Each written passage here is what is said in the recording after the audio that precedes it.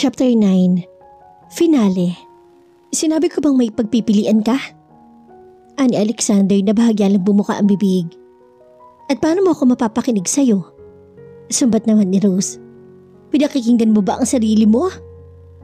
Alam mo ba kung kailan ka dapat manahimik? Ganti naman ni Alexander. At alam mo rin ba kung bakit nakikipagtalo ka sa akin? Iniwalayan mo ko. Galit ako sa'yo. Tugon ni Rose. Malalagpasan mo rin yun. Sabi ni Alexander at walang babalang binuhat siya at isinampay sa balikat nito na parang sako ng bigas. Nakahawak sa pang-upo ni ang kamay nito para hindi siya mahulog. Isasama na kita pa uwi ngayon na.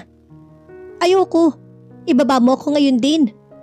Napasingip si Rose ng pagbukas ng elevator ay tawirin ni Alexander ang foyer ng hotel patungo sa exit. Walang pakialam na nilagpasan nito ang lahat ng naroon na nakatitig sa kanila. Sinabi ng ibaba mo ko eh. Hiyang-hiyang sinuntok niya ang likod ni Alexander sa sobrang inis. Alam mo na dapat ngayon hindi ko sinusunod ang mga sinasabi mo. Kahit pa magandang payo. Sabi nito. Napakurap na lamang si Rose sa panghihilakbot nang mag-islapan ng mga kamera sa paligid nila. Alexander. Tungayaw niya. Gulat na gulit pa rin sa inaasal nito. Maingat siyang ibinaba ni Alexander sa backseat na naghihintay na limousine. Pagkatapos ay tumabito sa kanya. Naaaliw na pinagbasdan siya nito habang nagkukumahog siyang umupo at inayos ang nagulong buhok. Paano mo nagawa yun sa akin? Hindi mo ako binigyan ng pagpipilian? Wala akong pakialam kung nakakatuwa mo ng itsura natin sa litrato. Pag-amin nito na kinalito niya. Saan mo ako dadalhin? Pabalik sa Camotes na makapagtalo tayo ng tayong dalawa lang. Hindi ako babalik sa isla, Alexander. Matigas na tanggi ni Rose. Hindi mo naman siguro gustong buhatin ulit kita sa airport na nagpupumiglas at nagsisisigaw. Hindi ko alam kung anong nakain mo. Ang kaalaman, nawala akong maisip na tamang salita para kumbinsihin ka. At minsan, mas epektibo ang aksyon. Mahinahong katwiran ni Alexander. Hindi mo sinubukan na kumbinsihin ako. Sinabi ko na gusto kong bumalik ka sa buhay ko. Yun ang kumbinsihin para sa'yo? Nanlaki ang mga mata ni Rose sa primitibong ideya ni Alexander. Hindi kita mapapatawad sa kahiyang idinulot mo sa akin ngayong gabi. Binaliwala ni Alexander ang banta niya at sinabayan siya sa pagpasok sa airport patungo sa pribadong helicopter. Hindi alintana ang mga photographer na naghihintay ng isa pang palabas mula sa kanilang dalawa. Nakasakay na sila sa helicopter nang may maalala siya. Alexander! Si Blas! Pinauna ko na sa isla kasama ng mga damit mo. Pag-amin ni Alexander. Hindi man ako romantikong tao, practical naman ako, sweetheart. Isinandal ni Rose ang namimigat na ulo sa seatrest. Bakit sinabi ni Alexander na ituloy ng lolo niya ang pag-anunsyo sa engagement nila? Iniisip ba talaga ni Alexander na mapipilit siya nito magpakasal dito? Ito ba ang hinihintay niyang hudyat na tanggapin ng lalaking sex lang ang habol sa kanya? Para sa kapakanan ng kanyang anak? Baka naman sobrang inaasahan niya mula kay Alexander. Hindi naman napipilit ng pag-ibig. Dalawa lang naman yun. Meron yun o wala. At saka walang karapatan si Alexander na punahin ang damit at kilos niya sa party. Anong nakain ito? Mapapatawad siya kung iisipin niyang nagsiselos to. Si Alexander nagsiselos? Napalabi si Rose sa pagkaaliw. Baka siya pa dahil kay Niña Donasco. Parang tinusok ng maliliit na kutsilyo ang kanyang puso kanina na makita si Alexander na may kasamang ibang babae. Pero kung isasalang-alang na nilisan nito ang party at iniwan si Niña, alam niyang walang dahilan para magselos siya. Ilang linggo na ang lumipas na hinarap niya ang katotohanan kung hindi siya papayag na magpakasal kay Alexander. Natural lamang na maghanap ito ng ibang makakasama sa buhay. She couldn't have it both ways.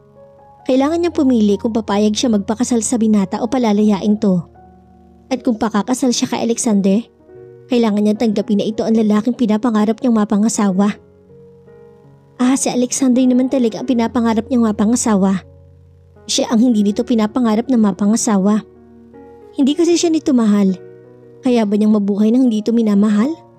Mas madali bang tanggapin ang isang pagsasamang walang pag-ibig kaysa sa mabuhay nang wala si Alexander sa piling niya? Miserable siya nang mawala to sa buhay niya. Sa wakas ay lumapag ang helicopter sa villa sa Camotes. Sinalubong sila ni Blas sa front door. Binuhat ni Rose ang aso at kinausap para tumigil sa pagdila at pagliligalig. Ito na siguro ang pinakabaliw na ginawa mo, sabi niya. Bakit ni minsan hindi mo malang ako tinawagan? Hindi ko alam ang sasabihin ko. Pag-amin Alexander. Natakot akong baka may masabing mali at mawala ka ng tuluyan sa akin. Natakot ako? Hindi kailanman inaisip ni Rose na aminin ni Alexander ang ganong bagay. Kaya naantig ang kanyang kalooban at dahil doon gusto niyang pakinggan ang paliwanag nito. Hindi ko kayang tumagal dito sa bahay nang wala ka, sabi pa ni Alexander. Kailangan kong gawan niyo ng paraan.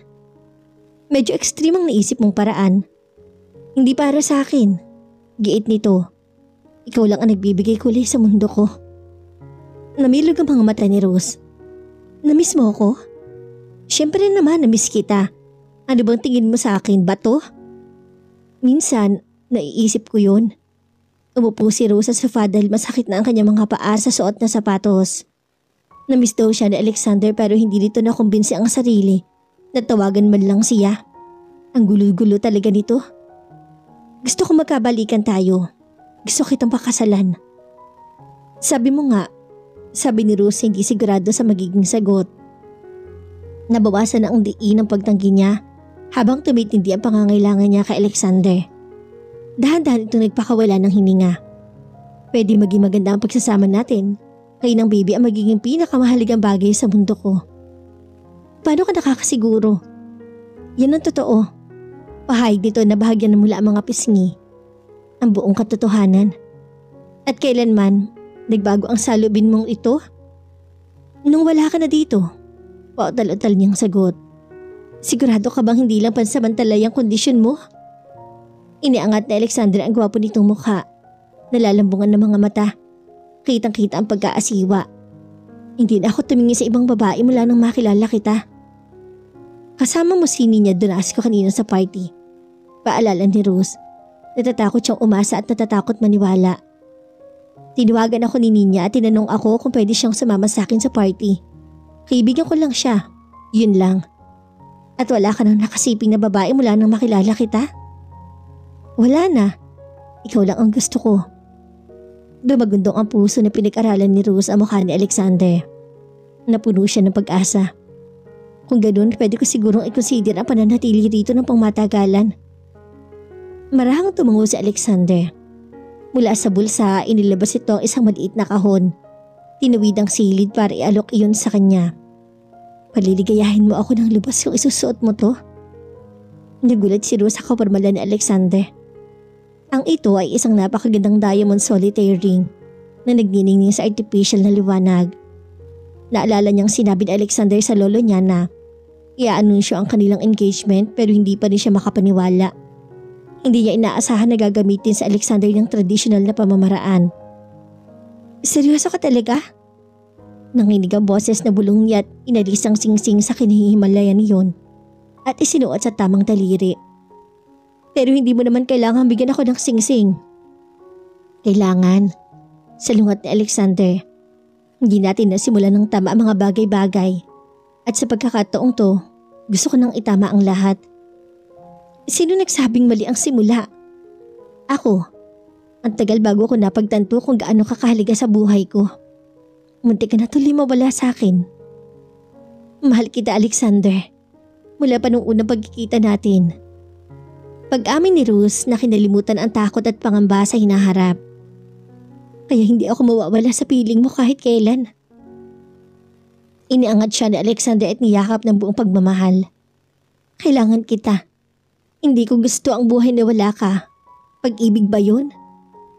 Ikaw lang makapagsasabi, Alexander. Ako din. Hindi ko gustong gumising nang wala ka sa tabi ko. Itong nakaraang linggo. Parang impyerno. Putol na Alexander sa sinabi niya habang ipinupulupot ang kamay sa kanyang buhok at hinila yon upang patingalain siya. Binilang ko ang bawat oras hanggang sa muli tayo magkikita. Nang dumating ang panahong iyon, naging magulo naman. Oo, pag-amin ni Rose, ibang babae ang kasama mo. At hindi ka na mukhang ikaw sa mag-arbong damit na suot mo. Ayokong ibang lalaking tumingin sa'yo. Masyado akong possessive pagdating sa'yo at hindi ako kailanman nakadama ng ganun. Parang ang liit-liit na bagay pero hindi ko mapigilin ang sarili ko. At nang halikan mo ang gagong kasayaw mo, gusto ko siyang patayin. Pagtatapat nito, buong pagsuyong nginitian niya si Alexander. Nagsisimula ng maniwalang kanya na nga ito ng higit pa sa pinapangarap niya. Mahal kita, Alexander. Magpapakasal tayo agad. Sabi mo na sa akin ngayon pa lang kung pagtatalunan natin yon. Hindi ako tututol kaya wala tayong pagtatalunan. Kailangan mo ako, mahal mo ako at siyak na mamahalin mo rin ang anak ko. Anak natin. Paglilinaw ni Alexander na pinadaustos ang kamay upang damhin ang kanyang tiyan. Lumalaki ka na, sweet. Ang malaman na baby ko ang nariyan, ang sexy nun. Binuhat siya ni Alexander at tinungo ang hagdan. Wala akong alam tungkol sa pagiging ama, Rose. Nag-aalala nitong sabi. Ako rin naman, wala rin ganong alam sa pagiging ina. Sabay tayong matututo. Inihiga siya ni Alexander sa malaking kama ng buong ingat. Mahal kita at laging mamahalin. Hindi ko gustong isipin ng posibilidad na baka hindi tayo nagkatagpo. Pero nagkita tayo. Ani Rose na hinila pababa si Alexander upang palisin ang agam-agam nito at balutin ng ito sa init ng kanyang pagmamahal. At ngayon ay magkasama na tayo. Magpakailanman. Samantala, maingat na bumaba si Rose sa hagdanan ng villa sa Camotes. Nirenovate ang villa pagkatapos ng kasal nila ni Alexander. Kaya lalong lumitaw ang eleganteng ekstruktura ng bahay. Suot niya ang isang berdeng designer dress at tinernuhan ng isang set ng diamond jewelry na sinasabing minsan ay naging pag-aari ng maharlikang pamilya ng Russia. Ang mga alahas ay regalo ni Alexander sa kanya noong unang anibersaryo nila bilang mag-asawa. Nang marating ni Rose ang sala, isang munting batang babaeng bumangga sa kanya. Kasunod ng bata, si Blas. Mukha kang prinsesa, Mami, sabi ni Cassandra. Napakagandang bata ni Cassandra. Nakuha nito ang kanyang mga mata at buhok ni Alexander. Ang pagiging palatanong, kaharutan at matalas sa dila ay nakuha nito sa kanila ni Alexander. Nasa study room si Lolo, ang gwapo din niya sa suot niya. Nadat na nila ang abuelo na sinisimsim ang isang kopita ng alak. Naroon to para makipagdiwang sa ika-5 anibersaryo ng kasal nila ni Alexander. Naging mabuti ang panahon sa lolo niya dahil bagaman puti na ang lahat ng buhok, nadagdagan naman ang laugh line sa mukha nito.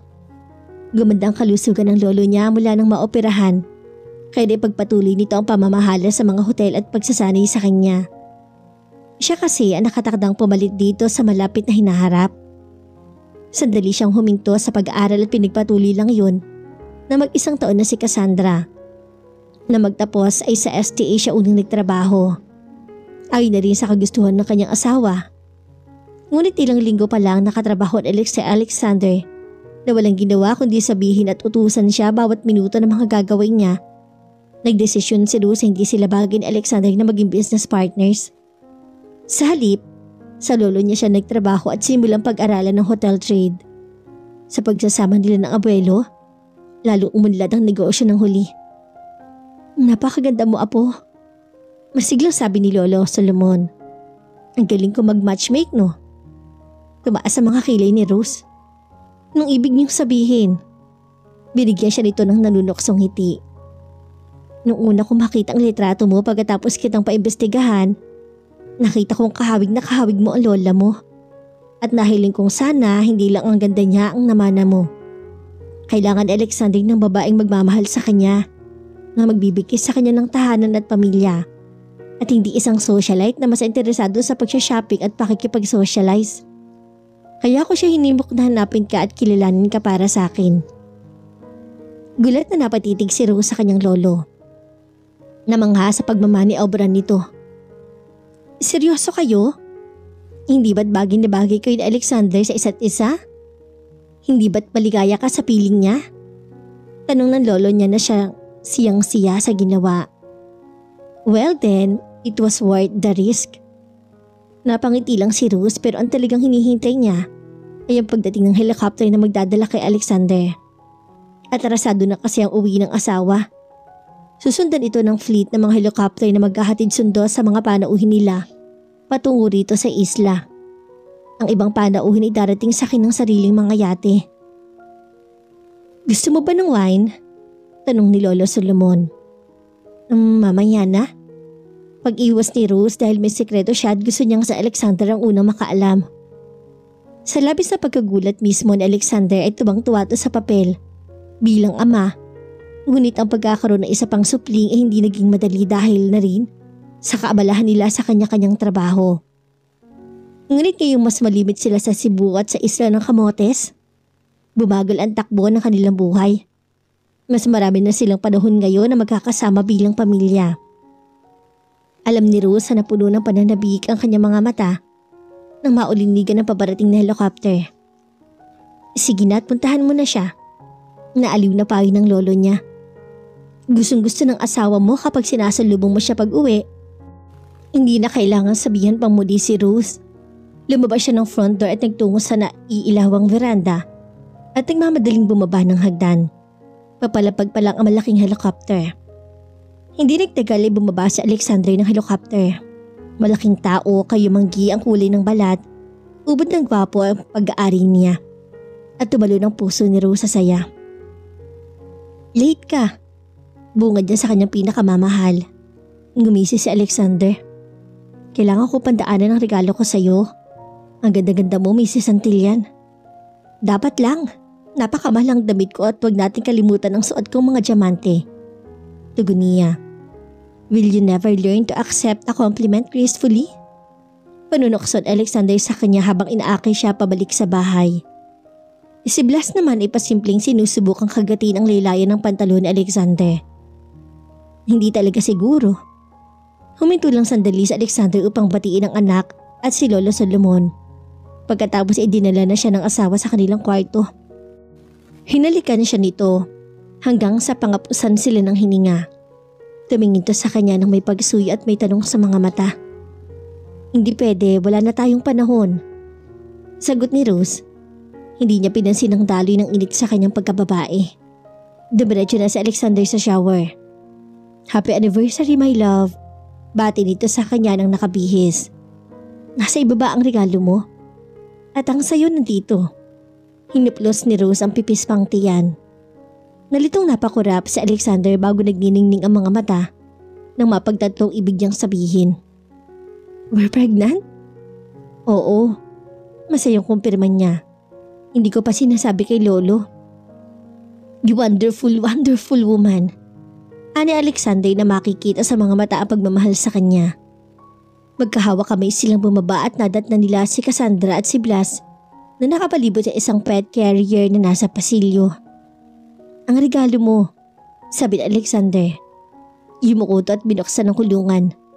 Eksaktong pagbukas ay isang matinis na kahol ang malingaw-ngaw at isang puting chihuahua ang lumabas ng kulungan at tinahulan si Blas nang lumapit ang huli. Naisip kong panahon na para magkaroon ng babaeng mamahalin si Blas.